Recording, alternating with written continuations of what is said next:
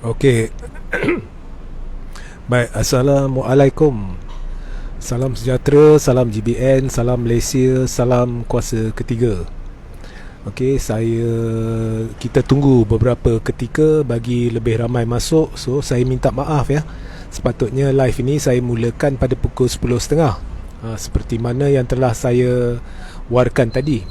Tetapi maklumlah, sebab live saya ni biasanya dilakukan di luar, jadi banyak kekangan tadi. So saya terpaksa lambatkan sedikit live saya. Jadi kalau dah bersedia ya, ni bulan puasa ni, tapi saya terpaksa jugalah guna kawasan ini untuk melakukan live. Baik, hari ini adalah live khas. Saya akan membuat live khas untuk membincangkan topik yang saya janji lakukan semalam tetapi tidak sempat, iaitu sebab ramai tertanya-tanya ya, mengapa Datuk Seri Anwar Ibrahim tidak ke perkarangan mahkamah ya, dalam pada Tun Dr. Mahathir Mohamad ya, dalam pada Tun Dr. Mahathir Mohamad, Khalid Abdul Samad, Muhammad Sabu ya, berjemur di tengah panas di luar perkarangan istana semata-mata untuk sampaikan suara rakyat ya kepada ke bawah duli Yang Maha Mulia Seri Paduka Baginda Yang di-Pertuan Agong. Anwar dengan Lim Guan Eng tiba-tiba gaib, tidak hadir. Jadi mengapa orang tertanya-tanya? Itu saya akan sentuh, dan saya juga akan sentuh ya satu laporan polis yang telah dibuat terhadap Tun oleh dua pihak. Kononnya Tun ni menghasut rakyat, menghasut rakyat ya. Dan kemudian saya akan sentuh isu Najib dan dakwaan Najib berkenaan JCOM ni baru-baru ni, dan kemudian saya akan beritahu mengapa Najib tidak ceritakan sepenuhnya. Maknanya dia perdaya rakyat lah. Sebab sekarang ni Najib ni dengan orang-orang dia, kebanyakannya yang ditularkan ni semuanya dah masuk fasa propaganda lampau, penipuan propaganda. Itu dah jadi tahap Najib dan laskar-laskar cyber dia.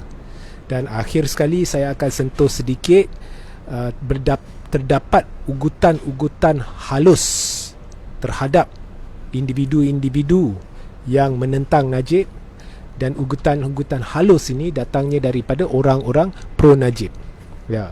Jadi saya mulakan. Baik, anda semua tertanya-tanya mengapa Datuk Seri Anwar Ibrahim tidak datang ke perkarangan Istana Negara. Baik, saya rasa satu Malaysia sudah tahu bahawa Anwar sebenarnya adalah sekutu Najib dan Zahid. Itu tak payah kita bincang lagi. Soal surat yang Zahid hantar, yang disokong oleh Najib secara rahsia dihantar kepada Yang di-Pertuan Agong, sudah pun saya bongkarkan pada 26 hari bulan Oktober 2020. Sudah pun saya bincangkan berulang kali, jadi tak payah sebut, itu memang sahih. Kemudian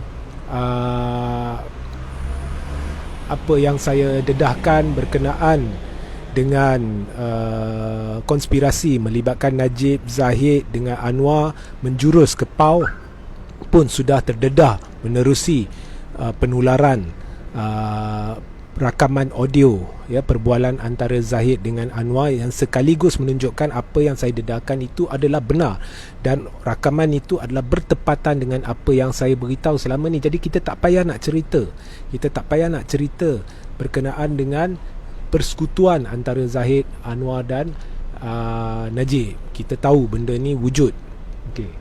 Tetapi apa yang saudara-saudari tidak tahu ya, ialah sebab sebenar Barisan Nasional masih berada di dalam orang kata blok kerajaan. Kalau nak kata kerajaan pimpinan Muhyiddin ke, kamu nak kata kerajaan pimpinan Perikatan Nasional ke, atau kamu nak panggil blok kerajaan ke, tetapi sebab utama ianya masih berada di dalam blok kerajaan adalah disebabkan tak lain tak bukan Najib sendiri.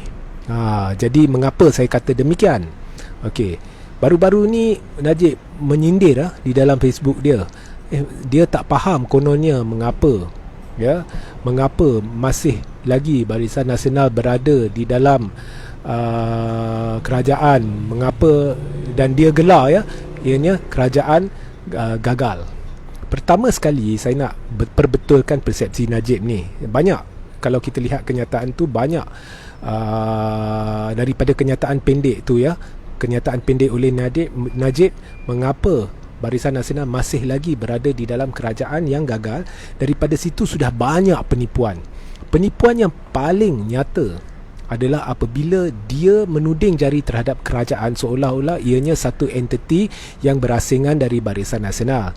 Ini adalah satu propaganda yang sedang dimainkan oleh Najib, Zahid dan semua kepimpinan Barisan Nasional, khususnya dari kluster mahkamah dan dari kalangan penyokong kluster mahkamah dan Laskar Cyber Upahan.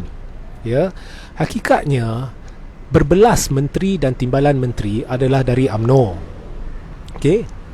Apabila keputusan-keputusan dibuat oleh kerajaan, ia melibatkan menteri-menteri dan timbalan-timbalan menteri tersebut. Malah menteri-menteri itu menghadiri mesyuarat-mesyuarat kabinet di mana keputusan dibuat dengan kolektif. Contohnya, apabila Muhyiddin hendak memberi nasihat kepada Yang di-Pertuan Agong untuk isytihar darurat, sebelum beliau ke Istana Negara, beliau telah mengadakan mesyuarat kabinet di mana beliau menerima sokongan padu daripada menteri-menteri UMNO, menteri-menteri Barisan Nasional. Jadi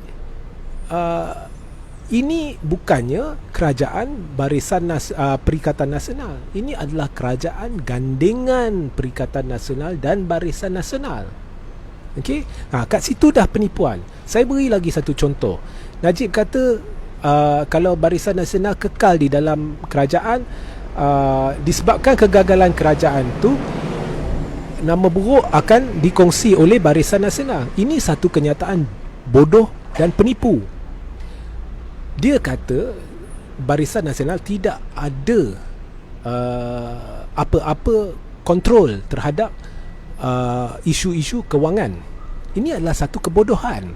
Kalau kita lihat belanjawan atau cadangan belanjawan sebelum ianya diluluskan adalah cadangan bukan hanya dari Perdana Menteri, bukan hanya dari Menteri Kewangan, ianya datang daripada semua kementerian, di mana kementerian-kementerian atau menteri-menteri berkaitan akan memberi cadangan apakah pendanaan yang perlu bagi kementerian dia.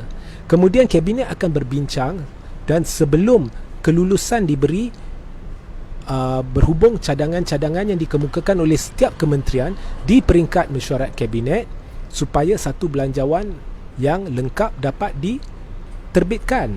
Jadi ini adalah satu perbincangan kolektif, dan cadangan-cadangan dari kementerian datangnya daripada menteri-menteri, dan ramai menteri adalah dari UMNO. So ini bermakna secara langsung UMNO atau Barisan Nasional terlibat dalam perangkaan belanjawan 2021, dan di dalam kementerian-kementerian tertentu penglibatannya adalah secara total sebab ianya melibatkan cadangan dari kementerian itu. Jadi di situ sudah berlaku satu penipuan.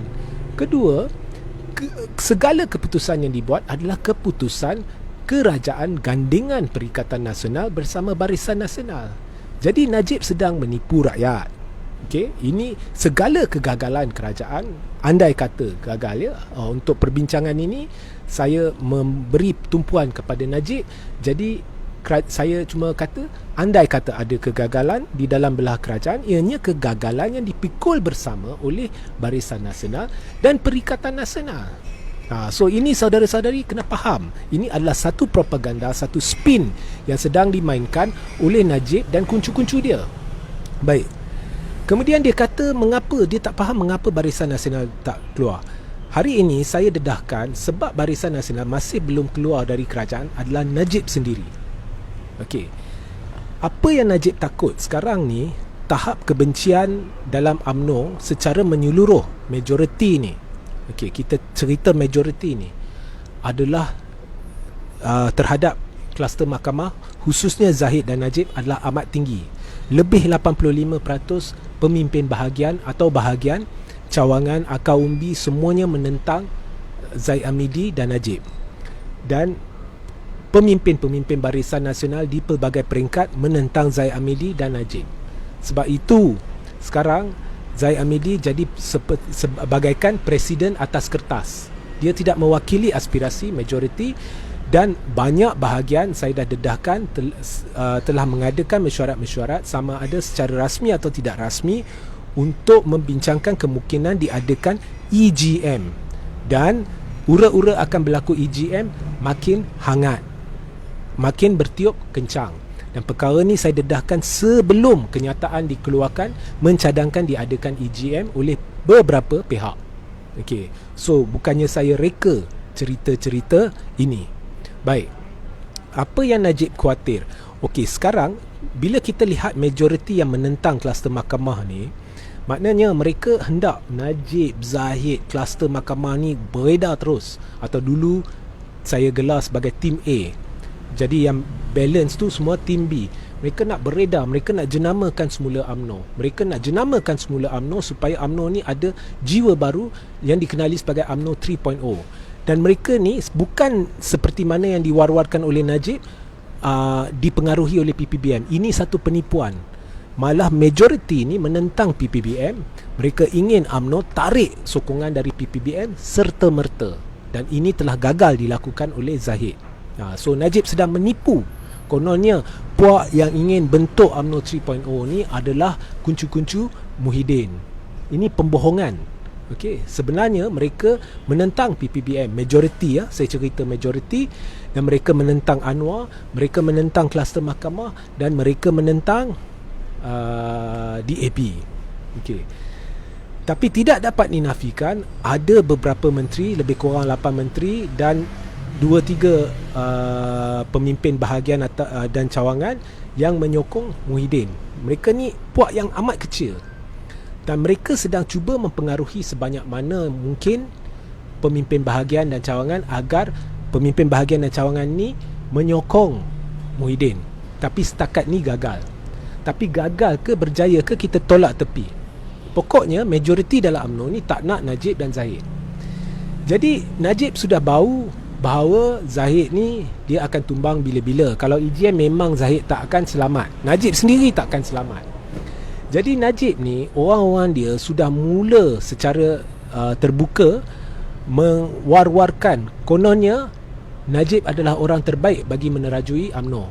Pertama sekali, ini adalah satu cadangan yang bodoh. Sebab orang tak nak Najib dengan Zahid, orang tak nak Zahid sebab Zahid ada kes mahkamah. Ini kau suruh orang buang Zahid, letak Najib yang bukan hanya ada kes mahkamah, sudah disabit kesalahan. Jadi ini asal satu perkara bodoh. Tetapi Najib tidak ada pilihan kerana dia terdesak. Andai kata Zahid dan Najib semua kluster mahkamah ni hilang UMNO, maka dia akan hilang platform untuk berunding dengan Muhyiddin. Dan lagi satu, Najib ingin mengambil alih mencantas Zahid kerana dia takut Zahid ni terlalu lemah. Jadi andai kata Muhyiddin tiba-tiba berjaya mempengaruhi banyak pemimpin bahagian dan cawangan ini, apabila diadakan EGM, Muhyiddin akan tanam proksi dia dalam UMNO, dan seandainya proksi ini berjaya menjadi presiden UMNO, maka UMNO akan menurut kata-kata Muhyiddin. Lagilah Najib tidak boleh berunding dengan Muhyiddin. Jadi sebab itu dia ingin menjadi